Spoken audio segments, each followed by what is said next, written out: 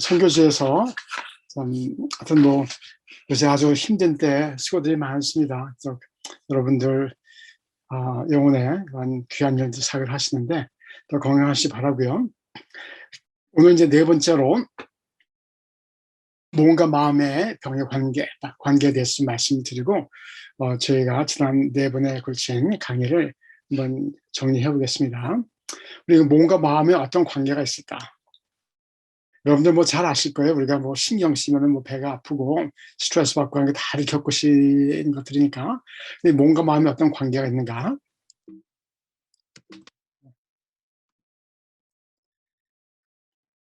몸과 마음의 관계에 대해서는 참 이제 철학적으로도 여러분들이 얘기 많이 하셨죠. 잘 알듯이 데카르트 그 이제 모더니즘이죠. 근데 철학의 이제 아버지겠지 데카르트. 나는 생각한다, 고로 존재한다라는 말을 한 데카르트는 몸과 마음은 서로 분리된 거라고 이제 생각을 했죠. 그래서 심신이용론이라고 하죠. 몸은 몸이고 마음은 마음이고 별개의 것이다. 여기서부터 이제 많은 사람들이 이제 근대에 과학의 발전이 시작했죠. 그래서 전에는 몸 이것이 신성한 것이고 영적인 것이기 때문에 뭐 해부도 못하게 하고 그랬는데 해부하고 또 현미경이 발달되면서 현미경을 앞만 들여다봐도 하나님 보이지 않고 마음 보이지 않고 모든 게 물체다. 그래서 이제 이 몸과 마음과 분리된 것이라는 이런 생각이 왔고 얼마 전까지도 벌써 한 20, 30년 전까지도 이 사조가 몸과 마음이 나뉘었다는 거가 굉장히 이제 과학계에 영향을 미쳤죠.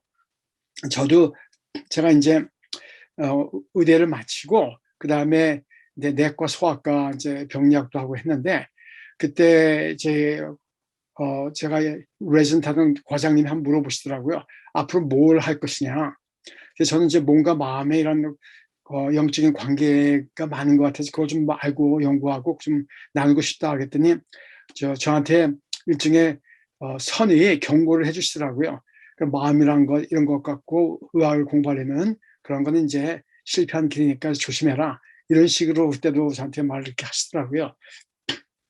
그런데 요새는 그게 달라졌죠. 또 스피노자 같은 사람은 몸과 마음은 다 모든 신의 양태다. 범실론적인 생각. 몸과 마음은 당신이 성질이 좀 다르지만 하나다 하는 또 몸과 마음이 평행론이라 그런 것 같아요. 그래서 이게 다 하나인 것이라 생각을 좀 했었고, 퐁티라는 불란서의 철학자는 신체는 인간의 세계, 인간의 의식을 구체적인 형태로 비춰준 것이다. 마음의 알갱이가 마음이 몸으로 나타나는 것이다 하는 그런 몸은 마음이 세계와 연결하는 소중한 존재라 이런 말을 했고요. 그리고 1990년대쯤에서부터 1960년대부터 무슨 일이 생겼냐면 이제 그 Saturday Evening Post라는 노먼 커즌스라는 사람이 있었어요. 혹시 여러분들 기억하실지 모르지만 Saturday Evening Post라고 유명한 미국의 잡지인데 노먼 커즌스가 편집장이었어요. 이 편집장이었는데 이분이 불치의 병에 걸렸어요. 무슨 병이 걸렸냐면 척추가 굉장히 심한 고통을 가져오는 이 불치의 병이거든요. 요거 이제 ankylosing spondylitis는 병인데 척추가 굳어지는 병이에요.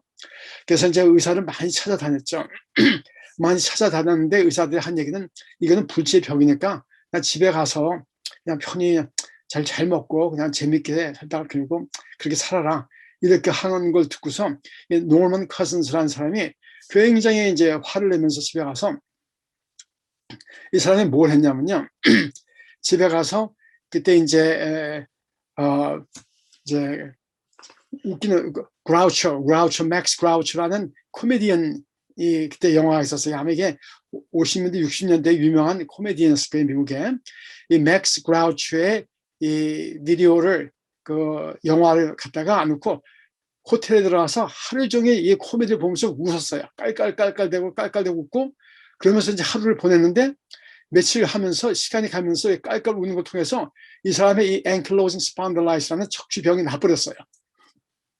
그래서 이런 걸 통해서 이분이 이제 연구를 자금을 대고해서 그래서 이제 UCLA에서 무슨 과가 생겼냐면은 사이코 뉴로 이뮤놀로지라는 과가 이때부터 생겼어요. 사이코 마음, 뉴로 뇌, 신경, immunology, 면역. 이 마음이 뇌와 신경계에 어떤 영향을 미치는 건가 하는 것이 연구돼 갖고 지금 이게 굉장히 발달했어요. 그래서 2000년대인가 이때는 이제 한 세대를 뇌 과학의 세대라고 부를 정도로 이러면서 여기서 연구된 것이 뭘 발견했냐면은 이 마음이 신체에 미치는 영향, 제가 좀 이따 좀 더 말씀 나누겠지만 이 호르몬의 신경계를 통해서 이 마음이 몸에 미치는 영향이 굉장히 지금은 연구가 많이 되고 이제 받아들여지고 있죠. 그럼 또 질문들이 많이 한 질문들이 마음은 어디에 있는 건가? 요새 의식에 대한 연구가 많이 되고 있는데 아직까지도 이렇게 의학이 많이 발달하고 과학이 발달했지만도 이 의식 문제는 답이 없어요. 의식이라는 것에 대해서는 확실한 답이 없는데 이제 이게 많이 나눠져 있거든요. 많이 나눠져 있는데 큰 한쪽 캠프에는 이 마음은 의식은 어디서 오냐면 뇌 신경세포가 2만 개가 서로 결합해서 회로가 이루어지면 마음이 나타난다 하는 게 이제 한쪽의 큰 이론이에요 지금. 근데 이것이 완전히 받아들여지는 않았어요. 그렇지만 많은 무신론자적인 과학자들은 이렇게 생각을 하고 있죠. 그래서 뇌 세포가 2만 개가 같이 연결되면은 마음이 나온다 생각하고, 그렇지만 또 이걸 아직 받아들여지는 않고 있고요. 또 양자역학, 요새 양자역학이 굉장히 이제 곽광을 받고 있는데 20세기는 양자역학이 이제 시작되고 발전된 세기죠. 그래서 양자역학에서 뭐라 그러냐면 모든 물질은 파동이다. 이 세상에 사실은 모든 게 존재하지 않고 파동인데 이 파동이란 것이 누가 이걸 관찰하는 순간 이게 입자, 물질로 변한다 하거든요. 그래서 몸과 마음, 이 보면 이 모든 거 들어가면 사실 우리가 이게 다 하나 갖고 뭐 딱딱하고 하지만 이 세포를 원자적인 그 들어가면 다 이게 빈 공간이거든요. 빈 공간에 파동이 있는 거라 그래요. 우리가 양자화학을 볼 때는 이 모든 거 파동이고 마음도 파동이고 생각도 파동이 다 파동이다. 그래서 이제 양자역학의 지금의 주된 메인 theory, 메인스트림 주된 논리는 이 코펜하겐 인터프리테이션이라고 해서 이제 코펜하겐에서 닐스 보라든지 그런 사람들이 주장한 그거가 이제 주론 메인스트림 티오리에 되어 있지만 또 다른 미국의 데이빗 보험이라는 사람이 주장한 게 또 다른 것이 요새 와서 각광을 받고 있는데 이 데이빗 보험은 뭐라 그랬냐면은 이 모든 거 파동이고 근데 이 물질이 이걸 존재한 것이 아니라 이 슈퍼 포텐셜이라고 하는데 이분의 생각은 어떻게 보면 영적인 거예요. 영의 것, 마음의 것이 물질을 만든다 하는 이러한 것이 요새 그 데이빗 보험의 그러한 이론이 많이 다시 각광을 받고 있고요. 지난해에 브룩헤이븐이라고 뉴욕에 있는 그 브룩헤이븐 연구소에서 뭘 증명했냐면요. 포톤, 광자, 빛과 빛이 광자죠. 빛과 빛을 충돌하게 했어요. 빛은 물질이 아니거든요. 무게가 없죠. 입자로 존재하긴 하지만 빛은 이제 무게도 없고 한 것인데 이 빛과 빛을 충돌시켜서 뭐를 만들어냈냐면은 일렉트론을 이제 만들어낸 것이 이것이 증명이 됐어요. 그래서 창세기에 하나님께서 태초에 빛이 있으라 하시매 하고 말씀으로 세상을 줬다고 했는데 이 우리가 소위 말하는 무에서 유가 창조되는 것이 과학적으로 지난해 증명이 됐습니다. 어쨌든 그래서 말씀드리는 것은 이 몸과 마음 또 영의 어떤 관계가 있는가 하는 것이 여러 가지 생각들이 많이 들고 있죠. 요새. 그러면은 제가 그 전에 제가 복습을 좀 먼저 할게요. 제가 복습하는 잊어버렸었는데 제가 지난 3번의 강의를 통해서 뭘 말씀드렸냐면요. 병이 왜 생기나 말씀드렸죠. 건강은 무엇인가? 세계보건기구에서 건강은 그저 몸에 병이 없는 게 아니라 몸과 마음과 관계, 그리고 우리 크리스천들로서 영이랑도 이제 더할 수가 있겠는데 몸과 마음과 영과 관계가 온전한 것이 건강이라고 말씀드렸고 몸의 병, 그래서 제가 예를 들은 것이 암이라든지 알러지, 자가면역병 같은 거 이런 것, 고혈압, 당뇨 이 모든 병의 문제가 뭐냐? 몸과 몸이 나뉘는 것이라고 말씀드렸고 마음의 병, 불안증, 우울증, 조현병 등등 이 모든 것들 문제가 뭐냐면 마음과 마음이 나뉘는 것이라고 두 번째 강의 때 말씀드렸고요.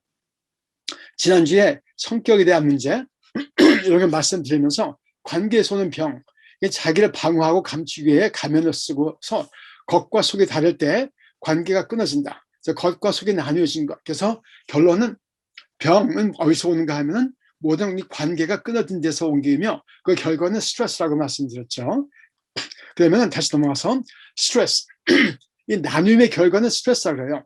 그래서 우리 뇌도 보면요. 여러분들 거짓말 탐지기 같은 건 거짓말 탐지기를 어떻게 쓰냐면요. 여기다가 대고서 우리가 무슨 얘기를 할 때 거짓말 하게 되면은 뇌에서 나눔이 생겨요. 이 대뇌에서는 내가 이거 사실 얘기하면 나는 큰일이 생길 것이다 하고 다른 쪽에서는 그렇지만 그 사실이 아니다 하고 뇌 안에서 이 충돌이 생겨요. 분리가 생기니까 그때 스트레스가 생기면서 몸의 변화를 일으켜요. 그래서 거짓말 탐지기는 우리가 스트레스를 느낄 때 피부에 이 땀이 나는 거라든지 이런 걸 통해서 거짓말 탐지하는 거거든요. 뇌에는 싱글렛 자이러스라는 부분이 있는데 이게 뭐 하냐면은 이제 모든 것이 하나로 통합되게 하는 기관이 있어요. 그래서 우리가 여러분들 많은 경우 이제 거짓말 하는 사람 스트레스가 많거든요. 왜냐? 사실이 아는 것, 나눔이 생길 때 스트레스가 많게 돼요.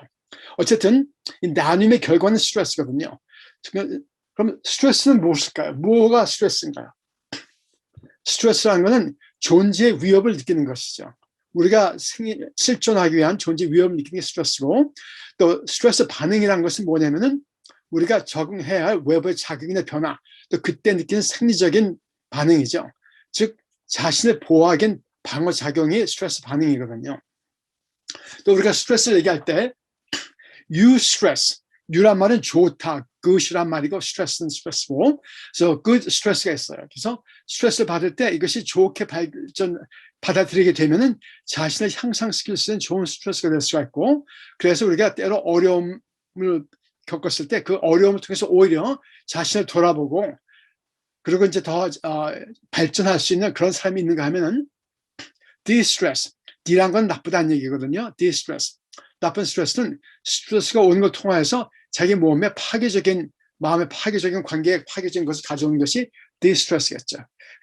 그런데 한스 셀리라는 캐나다의 의학자가 연구한 것을 보면은 스트레스, 무엇이 스트레스를 결정하는가 연구를 해봤는데, 우리가 스트레스하면 보통 밖의 걸 생각을 하죠. 돈이 부족하다, 뭐 몸이 아프다, 뭐 결혼 생활이 힘들다 등등 관계, 밖의 것을 얘기하는데, 이 스트레스를 결정하는 것은 외부 요소보다도 내면에 있다고 그래요. 무슨 말씀이냐면은 예를 들어서 밖에서 12가지 힘든 어려운 일이 생겼다. 뭐 몸도 아프고 관계도 힘들고 사역도 힘들고 돈도 부족하고 등등 있지만 내면에 감당할 수 있는 능력이 13개다. 마음의 평안이 있고 해서 하나님 관계가 오는 참 평안 가운데 하나님을 믿는 가운데 평안이 있어서 이 스트레스를 감당할 수 있는 능력이 13개면은 이 사람은 스트레스가 될까요? 안 될까요? 이것이. 이 사람은 스트레스를 받지 않아요. 예를 들어서 제가 1993년도에 제가 이제 소아과 레지던스 90년도 1990년 93년도에 그때 이제 알러지과를 끝내고 하면서 그때 무슨 일이 있었냐면요. 이 9월부터 11월 사이에 2달 동안에 몇 가지 큰 일이 생겼어요. 첫째는 9월 15일에 제 둘째 아이가 태어났어요. 그리고 9월 20 며칠 날인가 저희가 이사를 가야 됐었어요. 집을 옮겼어야 됐고, 그리고 11월 달에 제가 이제 그 전문의 시험을 받았어야 됐어요. 그래서 2달 사이에 아주 큰 일 3가지가 한꺼번에 겹쳤거든요. 그래서 그때는 큰 스트레스가 없었어요. 그래서 잘 넘어갔는데, 때로는 제 마음이 힘들 때, 부부 관계가 힘들다, 뭐 마음속에 평안이 없다, 그럴 때는 조그만 일, 누가 옆에서 한마디만 해도 그게 꽉 스트레스를 받게 되는 일이 생기거든요. 또 한 예를 들면은 저는 의사니까 환자를 볼 때 병에 대한 거 할 때는 환자가 저한테 와도 그 환자를 보는 거는 큰 스트레스가 되지 않아요. 그런데 운전하고 가다가 프리웨이에서 길에서 차가 고장이 났다. 그럼 이게 스트레스가 될까 안 될까요? 이건 큰 스트레스가 돼요. 왜냐하면 제가 감당할 수 없는 거기 때문에. 그래서 이 스트레스를 결정하는 것은 밖에서 오는 이런 것보다도 내가 이걸 얼마나 감당할 수 있는 여력이 있는가, 그 리저브가 있는 게 따라서 스트레스가 결정이 된다 그래요. 그리고 스트레스는 단기적 스트레스는 잠시 오는 거죠. 잠시 그때 몸의 반응이 이렇게 넘어가는데 단기에 넘어가고 지나가면 괜찮은데 이 스트레스가 장기적으로 지속될 때 이때 이제 병이 생기게 되는 것이고요. 그럼 스트레스를 느끼면 어떤 반응을 일으킬까요? 여러분들 한번 생각해 보세요. 여러분들도 인생 사시면서 스트레스 많이 받으셨을 텐데 또 지금도 받으실 수 있고 스트레스 받으면 어떤 반응이 생기죠? 예, 첫째, 제가 그럼 오늘 강의에 스트레스의 반응에 대해서 좀 말씀드리고 그 다음에 이제 이걸 어떻게 감당해야 되는가를 좀 말씀드리겠습니다. 첫째, 스트레스 받게 되면 몸에서 호르몬이 나와요. 이 호르몬이 나와서 여러 가지 이제 좀 더 이제 내분비 이게 할 때 나오게 되는데 우리 몸에 제가 4번부터 먼저 말씀드리겠습니다. 내분비계. 왜냐면 호르몬이거든요. 그래서 우리가 스트레스 받게 되면 뇌에서 이 시상이라는 데서 우리 이제 자극을 받고 눈을 보든지 귀를 듣든지 몸을 느끼든지 하면은 이게 뇌에 가면서 그 다음에 시상으로 가고 그 다음에 시상에서 대뇌로 가요. 대뇌에 가서 이걸 이제 판단하고 계획하고 생각하고 이걸 처리하는데 시상 밑에 시상 하부라는 곳이 있습니다. 여기서 스트레스 받게 되면 여기서 그 다음에 이제 뇌 하수체라는 데를 연결을 시켜요. 뇌 하수체에 가면은 여기서 이제 무슨 역할을 하냐면은 우리 몸에 스트레스 호르몬을 만들어내기 위한 신호를 보내는 또 호르몬이 있어요. 스트레스 호르몬 만들기 전에 나온 호르몬이 또 있거든요. 예를 들어서 이제 이걸 ACTH라는 호르몬이 있는데 이 ACTH라는 뇌 하수체에서 나오는 호르몬, 여기서 나오는 호르몬이 이 부신에 또 연락을 하게 되면 이 부신에서 코르티솔이든지 아드레날린, 우리가 잘 아는 아드레날린, 글루카곤 같은 호르몬들이 나와요. 여러분들 이 코르티솔이라는 호르몬이 무슨 호르몬이냐면요, 붓기를 가라앉히는 호르몬이에요. 그 스테로이드. 여러분들 스테로이드 약에 대해서 들어보셨죠? 뭔가 부었을 때 가라앉히는 호르몬이 이 코르티솔, 스테로이드 호르몬인데 이 몸에서 나와요. 그래서 예를 들어서 운동을 심하게 했다. 막 뭐 부었을 때 운동할 때 그걸 감당하기 위해서 일단은 몸에서는 코르티솔 호르몬 내보내서 붓기를 가라앉혀줘요. 왜냐하면 지금 막 필요해서 싸우고 있는데 이제 이거를 붓기가 계속 있으면 몸이 아프게 되니까 이거 가라앉히기 위해서 코르티솔 호르몬이 나오죠. 그래서 이 호르몬이 나오게 되는데 호르몬은 단기적으로 몸이 자신을 보호하기 위해서 나오는 호르몬이에요. 예를 들어서 길을 가다가 호랑이를 만났다. 그러면은 싸우든지 도망가든지 둘 중에 하나를 해야 되거든요. 그래서 이제 호랑이하고 싸우든지 도망가기 위해서는 이 피가 얼른 몰려야 할까요? 뇌로 가서 이 호랑이가 날 잡아먹을 건가 안 잡아먹을 건가, 이 호랑이가 착한 호랑이인가 나쁜 호랑이인가, 이 호랑이가 배가 불렀나 안 불렀나, 이런 거 생각할 여력이 있을까요? 없겠죠. 당장 지금 뭐가 돼야 되냐면은 이 생각하는 뇌로 피가 몰리는 것이 아니라, 대뇌로 피가 몰리는 것이 아니라 당장 피가 어디로 가야 되냐면 근육으로 가야 돼요. 근육으로 피가 이제 혈관이 확장이 되고 이 코르티솔 호르몬 또 아드레날린, 글루카곤 같은 호르몬이 무슨 역할을 하냐면은 첫째는 이 심혈관계 이 호르몬이 아드레날린 같은 호르몬이 혈압을 올리게 돼요. 왜 혈압이 올라가야 될까요? 혈압은 무슨 작용을 하는 거냐면요, 피를 돌리는 거예요. 여러분들 왜 정원에서 가든에서 호스에다가 이제 잔디에 물을 줄 때 그냥 물 틀고 가만 놔두면 물이 어떻게 나오나요? 물이 졸졸졸졸 이렇게 나오죠. 근데 그걸 꽉 잡으시면 어떻게 되죠? 호스를 꽉 잡으면 물이 쫙 뻗어나가죠. 그런 것처럼 이 압력이 올라가면 물이 쫙 올라가는 것처럼 몸에서도 이 혈압이 올라가서 압력을 잡게 되면 심장에서 몸 전체로 피가 쫙 돌아가게 돼요. 그래서 근육으로 빨리 피를 돌리기 위해서 혈압이 올라가요. 근육에 피가 빨리 돌아가야 당도 공급할 수 있고 영양도 공급할 수 있고 산소를 공급해야 싸우든지 도망가든지 둘 중에 하나를 할 수가 있거든요. 그렇기 때문에 몸에서 스트레스를 받을 때 몸에서는 fight or flight, 싸우든지 도망가기 위해서 이 코르티솔 같은 호르몬을 올리고, 그리고 또 아드레날린 같은 호르몬을 올려서 혈압을 올리고, 또 글루카곤 같은 호르몬이 무슨 호르몬이냐면 이게 당을 올리는 호르몬이에요. 이 글루카곤이 이 스트레스 받을 때 나오는 호르몬인데, 이 글루카곤의 호르몬은 뭘 하는 거냐면 우리 간에 당이 저장이 되어 있어요. 우리가 필요할 때 간에 저장이 되어 있다가 간에 당이 저장이 되어 있다가 필요할 때 당을 분해해서 에너지를 쓰거든요. 그래서 이 글루카곤이 올라가면은 간에서 당을 내보내서 몸에서 당을 쓰게끔 해줘요. 그리고 이 코르티솔 같은 건 우리가 싸우게 되고 할 때 몸에 붓게 되니까 그 붓기를 가라앉히는 호르몬이에요. 여러분들 우리가 당뇨의 문제가 뭐냐면은 당이 당뇨약, 우리가 여러분 가운데 당뇨가 있으신 분이 있을 수가 있는데 당뇨약 가운데 메트포민이라는 약이 있어요. 이 메트포민이라는 약이 있는데 이 당을 떨어뜨리는 약인데 이 약이 어떤 역할을 하냐면은 간에서 당을 분해하는 걸 막아줘요. 그래서 간에서 당을 분해하는 걸 막아주기 때문에 당을 떨어뜨리게끔 해주는 거거든요. 근데 왜 간에서는 스트레스 받을 때 이 당이 올라갈까? 아까 말씀드린 대로 자기를 방어하기 위해서 fight or flight, 싸우든 도망가든 둘 중에 하나 하고 자기를 보존하기 위해서 당을 올리는 거거든요. 이게 이제 내분비계에서 나오는 이제 스트레스 반응이고, 그것이 심혈관계, 혈압이 올라가고 맥박이 올라가고 가슴이 뛰고, 여러분들 스트레스 받으면은 머리가 삐쩍삐쩍하고 이제 혈압이 올라가죠. 그리고 심장도 뛰고, 또 근육도 경직이 돼요. 왜 근육이 경직될까요? 스트레스 받으면. 싸우든지 도망가든지 하기 위해서는 근육이 경직돼야 자기가 다치지 않을 수가 있어요. 여러분들 가만히 이제 우리가 차 사고 같은데 보면은 가만히 있다가 기대하지 못했을 때 쾅 차가 받으면은 근육이 경직되지 않고 그냥 가만히 말랑말랑한 상태에서 다치게 되면 어떻게 될까요? 그럼 그때 막 확 이렇게 하다가 뼈도 부러질 수 있고 근육이 다칠 수가 있어요.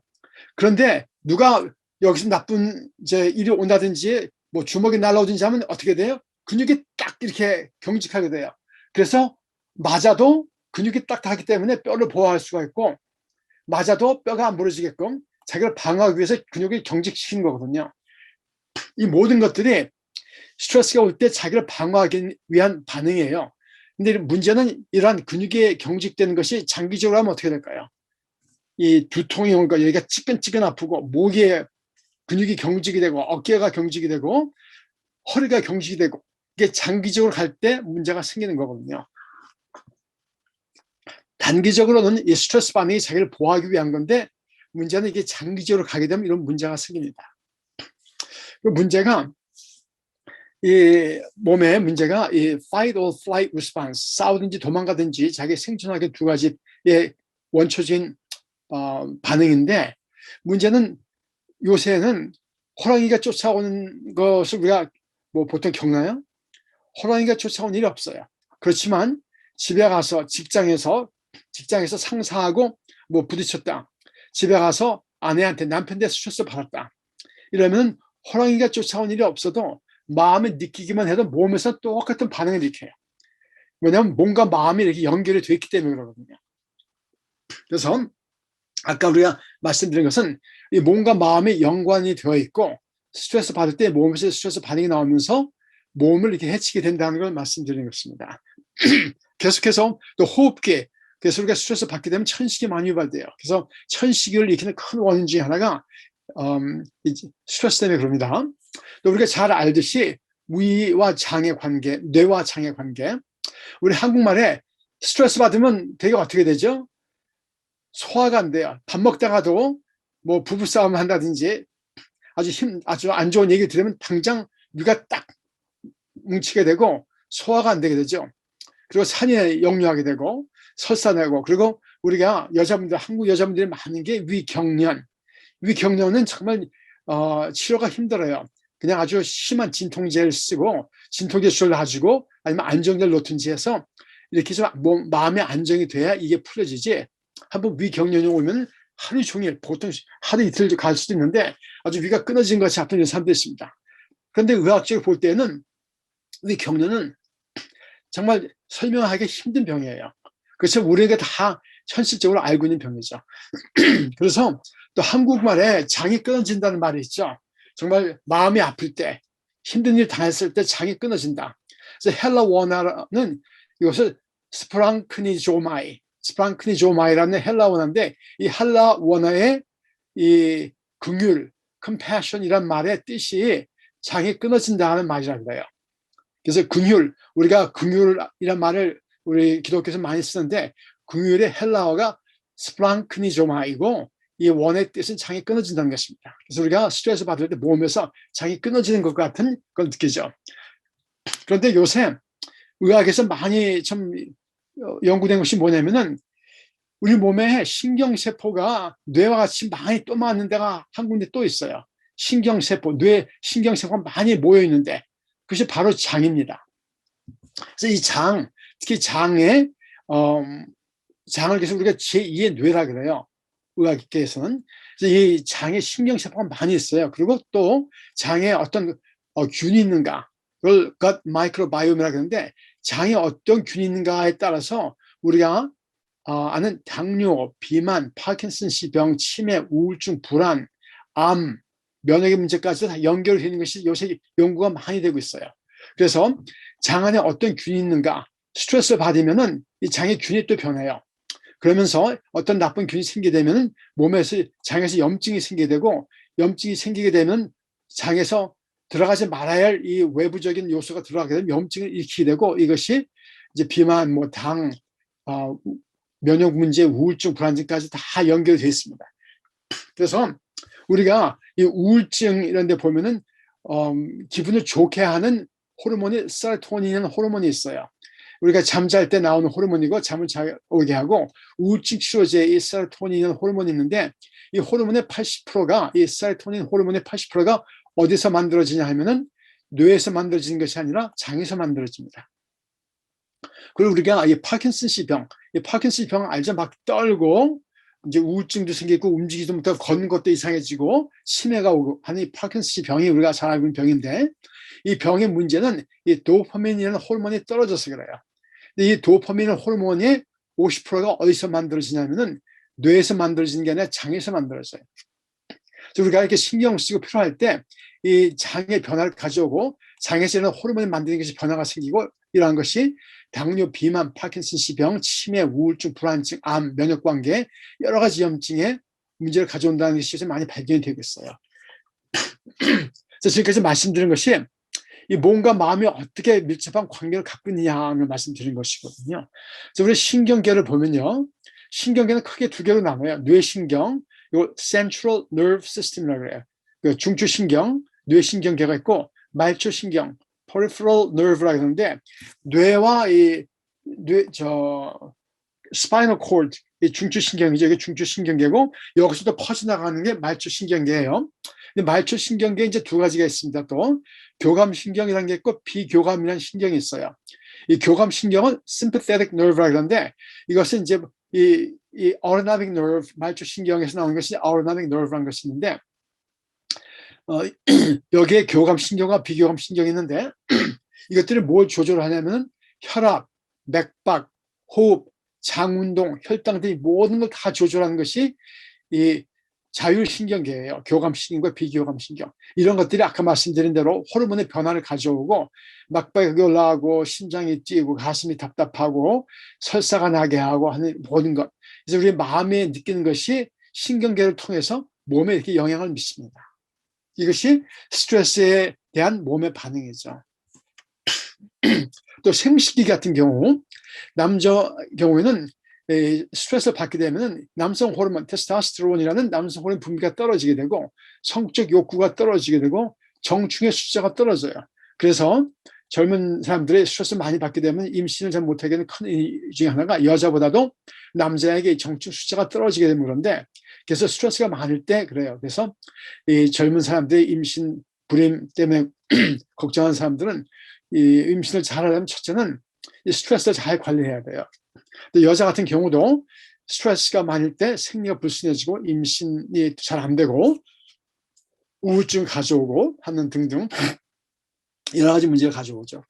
그래서 이와 같이 스트레스가 우리 마음의 스트레스 느끼는 것이 마음에만 문제가 아니라 몸 전체에 여러 가지 문제를 일으킨다는 것을 말씀드렸습니다. 그러면 이제 마음이 몸의 영향의 예를 먼저 들어봤는데, 케타토니아라는 것이 있어요. 케타토니아는 이제 정신과에서 보는 질병인데 이 사람들은 여기 그림을 보듯이 이게 한 굳어진 상태로 움직이지 못하고 그 상태로 몇 시간이고 며칠씩 있어요. 그래서 이게 팔이 굳어지고 다리가 굳어지고 굳은 상태에서 의식 없는 것 같이 이렇게 몇 시간씩 몇씩 합니다. 왜 그러냐? 한 예가 어떤 사람이 자기 어머니가 그렇게 미웠어요. 어머니를 이제 죽이고 싶어 미웠는데 죽이지 못하니까 칼로 찌르는 이런 치중에서 거기서 몸이 굳어져 버린 거예요. 그래서 우리가 이게 참 무의식적으로도 이 마음에 의식적인 마음뿐 아니라 무의식의 마음이 이렇게 심한 영향을 미치면서 참 옛날에 이것을 많이 봤는데 지금도 보는 이 캐타토니아는 이런 정신병까지 일으킬 수가 있는 것이고 우리가 의식하지 못해도 이 무의식의 것들이 자율신경을 통해서 몸에 여러 가지 영향을 미칩니다. 그럼 치유는 어떻게 하면 치유가 되는 것인가? 우리가 걱정, 스트레스를 많이 받죠. 그런데 우리가 걱정하는 것, 왜 우리는 걱정할까요? 우리가 연구 보고에 의하면요, 펜스테이트 대학교에서 연구를 하는 것도 있는데 우리가 걱정하는 게 92%는 어떤 걱정일까요? 전혀 일어나지 않을 일에 대한 걱정이라 그래요. 우리가 걱정하는 92%는 전 일어나지 않을 일이에요. 또 걱정하는 일의 4%는 뭐냐? 일어나도 내가 어떻게 할 수가 없는 일이에요. 그래서 남은 4%, 우리가 걱정하는 것은 오직 4%만이 일어나면 내가 뭔가 할 수가 있는 일이고 96%는 내가 전혀 아무것도 할 수가 없는 일이라 그래요. 걱정한다 해서. 그런데 우리 마음이란 걸 보면요. 우리 마음은 항상 두 군데 중에 한 곳에 가 있다 그래요. 어디냐면은 과거 아니면 미래. 우리의 마음은 항상 두 군데 중에 한 군데가 있는데 과거 아니면 미래가 있습니다. 여러분 생각해 보세요. 우리가 과거에 대한 생각하면 무슨 생각하세요, 여러분들? 옛날에 생각하면 무슨 생각이 나나요?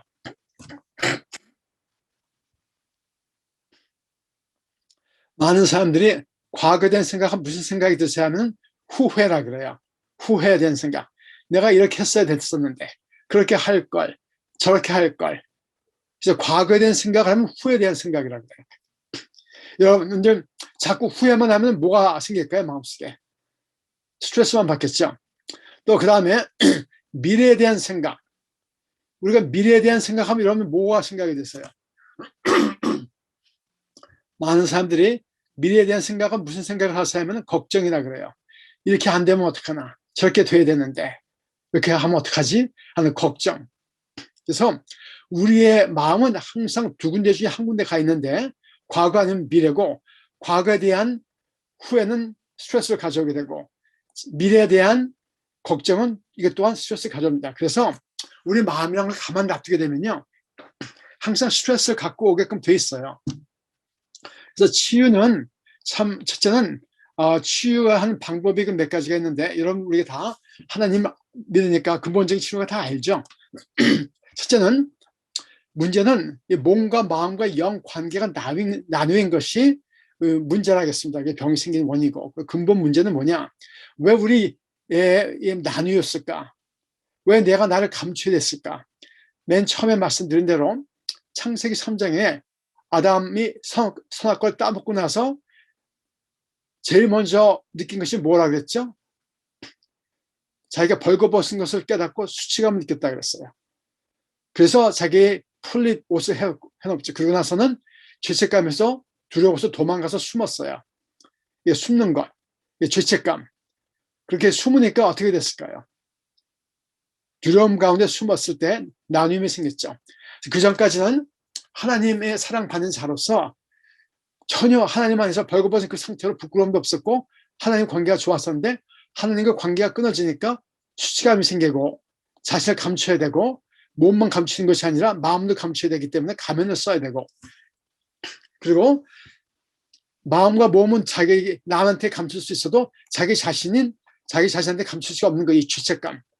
그래서 수치감은 이 대인 관계에서 나온 거거든요. 다른 사람이 자기를 받아주지 않을까봐 하는 데서 오는 걱정이 수치감이고 죄책감은 뭐냐면 자기가 자신을 정죄하는 것이죠. 나는 선하게 되고 싶은데 선하지 못하니까 자기 자신을 정죄하는 것. 이런 가운데서 나오는 것이 스트레스고 이것이 이제 몸의 나눔으로 가져오게 되고 마음의 나눔을 가져오게 되는 문제라고 말씀드렸습니다. 그래서 근본 문제는 저의 처음에 말씀드린 대로 제가 환자분들 대하면서 계속 확신하는 건 뭐냐면은 몸의 병은 마음에서 오고 마음의 병은 결국 영혼의 병이다 하는 것이었고 근본 문제는 하나님과의 관계가 끊어진 데서 오는 병이고 그래서 참 치유는 뭐냐면 첫째는 하나님과 관계 회복이죠. 그래서 하나님과의 관계 회복 가운데 나오는 나의 정체성을 참 회복해야 돼요. 내가 누군가, 하나님의 사랑받는 자는 정체성 회복. 그래야 내가 나를 받아들여야 하나님이 나를 받아들이신다 하면은 내가 뭔데 나를 받아들이지 않고 나를 정죄하겠어요.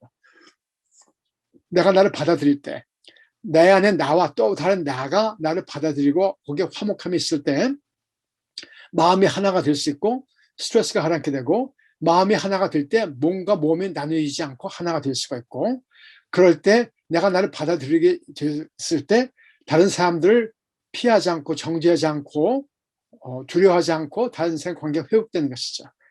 그래서 치유는 근본적인 문제는 나누임의 원인은 하나님과 관계가 끊어진 데서 오는 것이고, 치유라는 것은 근본적으로 하나님의 관계 회복, 그것은 내 자신이 누군가, 내가 사랑받는 자라는 정체성을 회복할 때 내 안에 화평이 생기고, 그럴 때 몸과 마음이 하나가 되고, 그리고 다른 사람의 관계에서 하나가 된다는 것이, 이것이 치유의 근본이라고 말씀드렸습니다. 그럼 방법은 몇 가지가 있을까요? 하나는 명상이 참 의학적으로 볼 때는 치유에 도움이 되는 걸 발견해요. 우리가 명상하면 이제 뭐 힌두교나 불교만 생각하는데, 사실 기독교에도 명상이 오랜 전통의 명상의 전통이 있습니다. 천주교 같은 경우는 로즈를 갖고 하기도 하고요.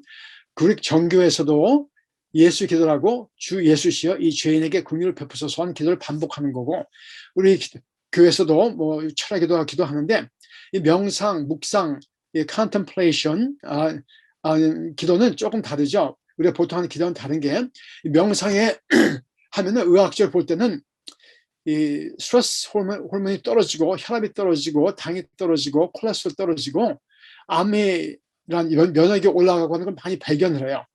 그래서 이 명상이 굉장히 중요한데, 명상하면 우리가 이제 이것은 이단적인 것만 생각할 것이 아니라 의학적으로 볼 때 기독교에 되는 것이고 도움이 되는 걸 많이 발견하는데, 근본은 두 가지입니다.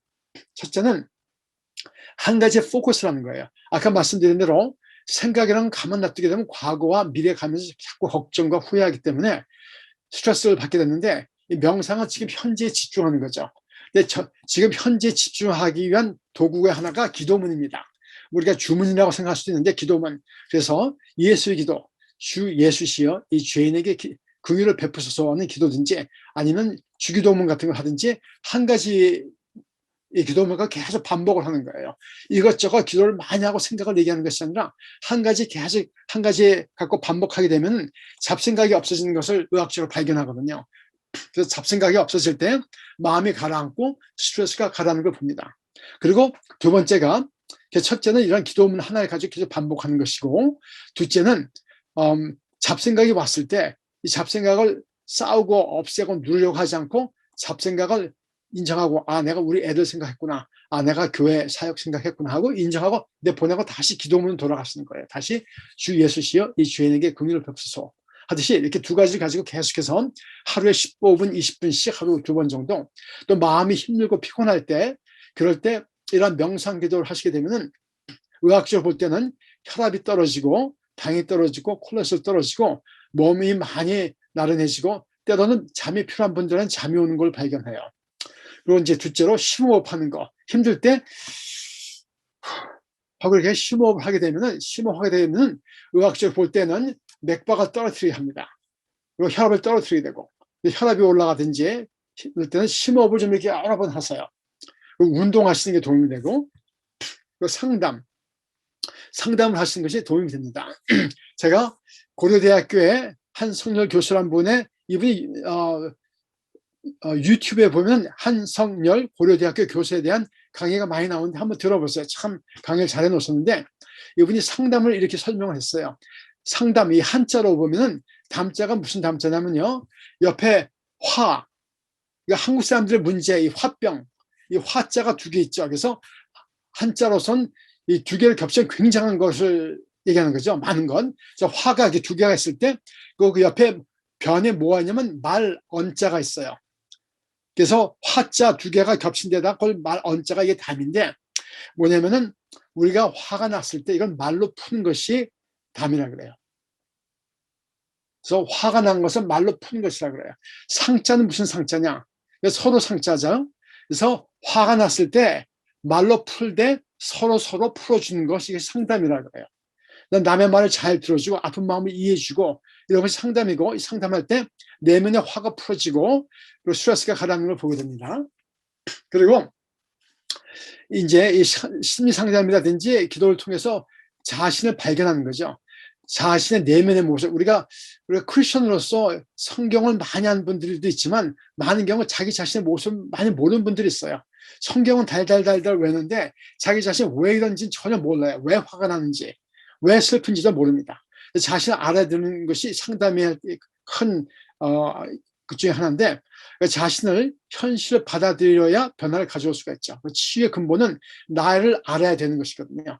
나를 알고 하나님을 알아야, 그래야 치유가 오는 것인데, 그래서 이제 이 기독교의 큰 두 가지 목표가 빌립보서의 바울과 같이 자신을 아는 것, 하나님을 아는 것, 나를 알고 하나님을 아는 것, 그리고 성 어거스틴 말대로 나 자신 알고 하나님을 아는 거 외에 더 큰 것이 없다고 그랬고, 하나님 더 잘 알기 위해서 나 자신을 알게 도와주세요 기도를 했는데, 나를 아는 것이, 나를 알아야 나의 어그러진 모습, 내면의 모습을, 깨어진 모습을 알아야 그걸 하나님께 가져올 수가 있고, 하나님께 와서 하나님의 그 사랑의 모습, 내 모습 그대로 받아들이는 하나님의 사랑을 내가 체험해야, 하나님의 모습을 알아야 거기서 치유가 온다는 것입니다. 그래서 진리라는 것이 헬라어로 알레테이아란 말이라 그래요. 알레테이아란 말은 truth라는 말을 버렸는데, 이 truth, 진리라는 것이 다른 헬라어의 원뜻은 뭐냐면은 현실, reality, 나타내는 것이라고 합니다.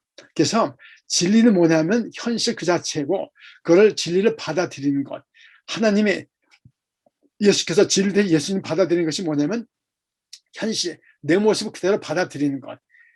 그리고 우리가 눈에 보이는 가시적인 거짓의 현실이 아니라 참 하나님께서 세상의 조물주 되시고 창조주 되시면, 이 누가복음 3장 22절에 우리를 어떻게 부르셨냐 하면은 이는 내 사랑하는 아들이라 내가 너를 기뻐하노라 하는 이 참 진리, 이 하나님 안에 참 진리, 내가 누군가 하는 나의 정체성, 내가 사랑받는 자의 정체성, 이 진리를 정말 받아들이고, 또 하나의 진리, 인생의 모든 것. 저도 인생을 이제 60 넘게 살아보면서 깨닫는 것이 뭐냐면, 결국 이 세상의 모든 것, 하나님 사랑하는 자, 곧 그 뜻대로 부르심을 받은 자에게는 모든 것이 합력하여 선을 이룬다 하는 이 진리, 결국 이 진리가 진실이고 현실인 것을 내가 체험하고 받아들일 때, 그때 참 치유가 오고 내면의 치유가 오고 몸과 마음과 영 관계 치유가 오는 것이라 말씀드리겠습니다. 그래서 여러분들 지난 4주 동안 말씀 잘 들어주셔서 감사드리고요. 다시 한번 정리를 드리면은, 이 병이란 것은 무엇인가? 병이란 것은 몸이 나뉘어지고 마음이 나뉘어지고 관계가 깨어진 데서 오는, 이런 몸과 마음과 관계가 깨어진 데서 오는 것이 병이고, 이것이 병을 가져오는데, 치유는 무엇인가? 몸의 병은 마음에서 오고 마음의 병은 영에서 오는 것인데, 참 치유는 결국 하나님과의 관계가 끊어진 데서 오는 것이기 때문에, 하나님과의 관계 회복, 하나님 안에서 내가 어떠한 사람이 참 나의 정체성을 깨닫고 내가 하나님의 사랑받는 자라는 것을 깨달을 때, 이 진리를 내가 깨닫고 받아들일 때, 그때 또 하나님께서 모든 것을 합력하여 선을 이루시라는 진리를 내가 체험할 때 내 안에 참 평안이 있고 내가 나를 받아들일 수 있고, 그럴 때 내 몸과 마음이 하나가 되고 마음과 마음이 하나가 되고 몸과 몸이 하나 된 가운데 치유가 있다 하는 것이 저의 요지입니다. 잘 들어주셔서 감사합니다.